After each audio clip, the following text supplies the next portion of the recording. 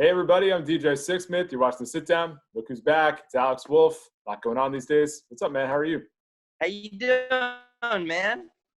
It's good to talk to you. It's a weird time right now. We're doing the best we can in circumstances. I know. It's a pretty wild time, but at least a lot of time to watch your movies right now, right? Honestly, it's one of the amazing silver linings. I'm watching like 10 times as many movies as I was before. I'm watching like sometimes 2 movies a day. What are some good ones that you've been watching recently? Well, I kind of said this to people already, so I feel like I'm beating a dead horse, but I've seen most of the Bergman collection, and I've been rewatching like all of them and just kind of enjoying like watching, kind of going through and studying them and having a lot of fun watching them. So, I mean, I'm trying to watch stuff that's weighty and stuff that is kind of thrilling, because I feel like during this time watching mindless entertainment weirdly makes my mind wander during this Corona time, because there's just so much going on in the world. So when I watch something that's intense and I watch something that's, emotionally thick, it kind of distracts me from what's going on, and I kind of need that. Well, I think Castle in the Ground kind of falls in that category. So what do you remember about doing that one? And, what was the biggest learning lesson you took away? From doing it or from watching it? Either or. Why don't we start with doing it?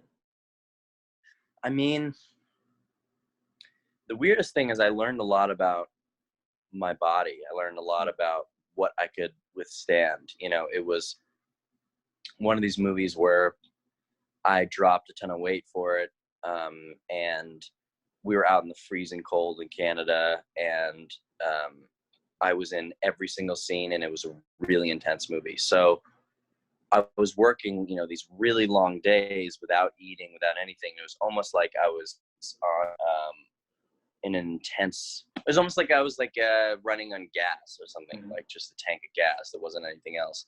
So I kind of learned a lot about me and my abilities as just a person, like what I'm physically capable of, and that I'm capable of a lot more than I thought.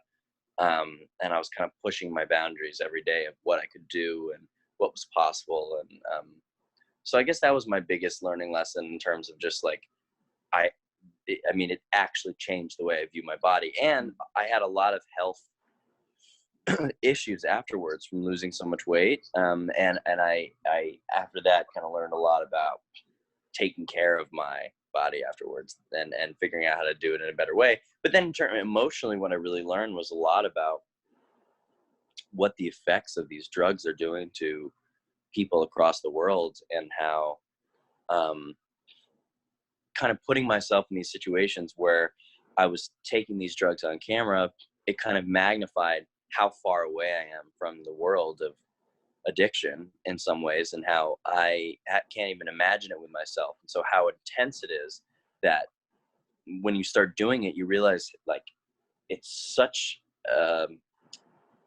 it's weird. I'm almost like getting emotional talking about it. I mean, it's such a visceral intense thing, like snorting these things up in your body. And I guess I realized how grim of a world it is, and how it's really intense. It's not something that should be ignored, or I think we should be talking about it all the time. It's not some casual thing. It's not a choice. It becomes a disease, and I think it's just worth talking about. So it's kind of a long-winded answer, but learning, there's so much you learn from something like this. It's a really pervasive problem, and it can affect anybody. And I think the weight loss thing is really interesting. How much weight did you end up losing for the movie? I mean, I tried not to, I didn't want to get too crazy about calculating, but I lost probably about 30. Wow. By the time we were shooting, about 30 pounds. Yeah. That must have been like probably the most intense physical situation, because you've had some really grueling mental parts that you played in the past, but like the combination of the opioid crisis and the physical stuff, and it being freezing cold in Canada, that's nuts, man. Tell me about it, man. Tell me about it. That's how I felt. I mean, yeah, I've had some emotionally grueling things, but this is definitely physically, nothing comes close to this. It was like, yeah, that's why I'm kind of like, I'm like begging people to see it. I'm like, please, because we worked so hard. It's not just me. Imogen went through a crazy process of her learning about addiction, and she had her own crazy diet she was doing, addict diet, and you know, Joey, the director, went through he went through so much hell to try and make this movie out in Canada in the freezing cold on a low budget. And I just feel like this was I almost want to call it like this was a crime of passion. Like this was we just really had to go for it. There's a lot of inspiration in this movie. It wasn't all inspiration. Yeah, and then you throw Neve Campbell in there, and you start dealing with terminal illness and grief and trauma. Yeah, Neve did a whole diet, and it was crazy. So when people do check this out, what are some big things outside of the opioid addiction? What are some big things you want people to be thinking about when they watch? Yeah, that's cool, because I think I don't want people to see this movie as an issue movie. You know, it's not that minimizes it a little bit. I feel like that is not exactly what it is. I think the movie is a really personal story about a vulnerable young man and what happens. How do young men deal with grief? And I think it shows that they just want to take the pain away any way they can. And some people it's friendship, some people it's, I don't know, alcohol, some people's it's like getting really in shape. There's a lot of kind of different ways of like coping with grief, but I mean, I just don't want to be reductive to the movie and make it seem like it's too much of like a statement on the opioid crisis. This is a movie about a particular specific young man and his reaction to the loss of his mother, and how he kind of accidentally falls into this world of the drug crisis, and he's he's really followed around by it. She's Imogen is his neighbor. He's been giving his mom these drugs, and that's how a lot of times this kind of stuff starts, is that you'll maybe be taking care of a loved one, or someone will have drugs in the house because of something else, and then he just kind of starts taking it just to numb the pain, because it's so I guess what I want people to take from it is, especially in this time, that loneliness and isolation and things, this is like the worst case scenario of how you can cope with it. And I for me, always through darkness there's light. And so for me, it's like when I see a movie that's about a character struggling or something, sometimes I can find a lot of catharsis in that, and I can find a lot of light in that. So I hope people can, if they're feeling lonely or they're feeling isolated, watching a movie about a young boy making all the wrong decisions, it can be kind of good to see how bad it can go. And see how even a sweet young boy can get wrapped up in this kind of a problem, that they're not alone. You know, it's not just, we can't just ship all the people who do these drugs off on some bad people island. You know, they're all, usually innocent, vulnerable people. So that's my, soapbox. There's lots of really interesting topics to explore in that movie, and same is true in Bad Education. I mean, you think about your character, it's like, you publish this story about the superintendent and what this other woman is doing with the money, and then it's like, you're an English teacher your whole life, you become a superintendent, you get this power and greed. So what was it like unpacking some of the big topics in that one? Yeah, it's funny because that movie was the easiest and most fun thing I've ever done. Like it would just felt like summer camp or something, because I had like a week or two of filming, and I just got to go and hang out with Geraldine Viswanathan. I call her Viswa Nathan, Viswa Nathan, Viswa Nathan.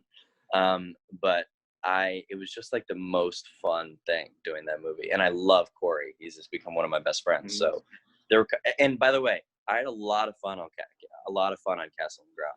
It was really hard, but I had a ton of fun on it too. It was like one of those mixed experiences that felt exhilarating and fun. And I got close with the crew and close with the director and close with Imogen and Neve. And it was beautiful, but it was different. It was much harder. Bad Education almost felt like candy. It just was like, come in and have fun, and it's great. Yeah, a lot lighter than Castle on the Ground. You could just be hanging out in a school as opposed to in the freezing cold in Canada. Exactly. Bit easier. I mean, except when you watch Bad Education, you're like, holy shit, this is really dark too. But yeah, I mean, when I was filming it, it felt really light and fun. What's it been like seeing people's reactions to bad education? Because this is something like people in the tri-state know the story from what happened on Long Island, but like you never think that teachers or administrators will dupe you, and this goes to show that is certainly happening. Yeah, I mean, it's kind of crazy how everyone's really rallied around this movie, because I think in some ways the movie goes deeper than about teachers duping you, although they absolutely do. I actually think it's kind of like a story about how underappreciated teachers are. And I think this is sort of a result of them taking advantage of people, because in some ways they're not, or maybe this is just my lesson that I got from it, but there's a scene where Hugh Jackman says, do you remember your third grade teacher's name? Do you remember her? Whatever. Do you remember? You don't treat us like people because it's not convenient. Right. And I think like something like that is powerful, especially in a time like this where teachers are having to do so much, you know, like on Zoom and just teach. It just seems like it's an impossible job nowadays. It's like kind of, I don't know, kind of cathartic to see teachers be bad in some ways. And I think that's why people are loving it, because it's kind of delectable in a weird, twisted way. And then at the same time, you see how evil and twisted power can become, and how his goal is just to make the school number one, right? But then he's also like getting facelifts and, you know, all this stuff. So I think maybe the nuance of it, and it's kind of Machiavellian, the whole thing. Yeah, I think both those things exist, because there's that other line too where it's like, we never forget. Like, you know, kids just kind of roll through and it's like, yep, I had a teacher, that's it. These people never forget. Exactly. Like it's their livelihoods, their whole life. Yep, absolutely. So yeah, that was a really awesome one. I'm glad you got to do that. Uh-oh. Yep. Sorry. No, you're good, man. Here we go. Okay. You know, another thing that I think about with you, it's I talked to your brother Nat last year, and I think you guys have made some awesome choices, like after doing the whole thing as kids and really defining your careers outside of the Naked Brothers band. What's it been like just creating this new path for yourself and really just exploding into this whole new chapter in your 20s here? Thanks, man. Well, I mean, for one thing, my brother and I do music together. So, I mean, us being in a band has been, you know, really amazing over the years, and making music that we want to make and things like that. But I think in terms of our acting, I think when we were kids on that show, Naked Brothers Band was the most important thing to us ever, you know, and it felt really true to what we loved. We were Nickelodeon fanatics. We loved Spinal Tap. We loved the Beatles. We loved Little Rascals, and so we kind of were combining all those things. So, in the Goonies, Stand By Me, we kind of were combining all those things in our minds, and so it was like that was really important to us then, and this is really important to us now. You know, the movies we're doing now. So, I mean, we rewatched some of Naked Brothers Band recently because we were doing a reunion, and I was super proud of it. Felt like, man, like I'm kind of better in some of this stuff than I am, you know, in the past couple of years. I got to kind of get back to my roots. I think it's also important you guys have had some distance from it too. You know, it's not just in the rearview mirror right in the past. So you can really appreciate how awesome it was at the time, and also enjoy all the stuff you're doing now. Yeah. You're such a positive interviewer. It's really cool. You're really about positivity, and like, you know, not everybody's like that. Some people are like, so did you regret it? I don't know, like weird stuff like that. You're just a positive guy. That's rare. Yeah, I mean, I appreciate that, man. But I think that gotcha stuff is BS. And also, like, you realize it, like, this is a tough thing to do. Like, it's a tough thing to cut through. And I think it's important for people to see that side of it, as opposed to like, yeah, everybody has regrets. Everybody makes bad decisions, and shouldn't be magnified just because they're on TV or in a movie. That's kind of the way I look at it. Yeah, that's so cool. That's a good way of looking at it. Yeah, man. Well, except for the fact that I'm in bed, which is probably a bad decision. But also, it's like, why not? Right? I mean, what am I going to go to another room? Come on. Come on. It's comfy. Well, Alex, thanks for hanging out, man. Best of luck with everything going forward. Thanks so much, man. Thanks a lot. Everybody see Castle. It mean a lot.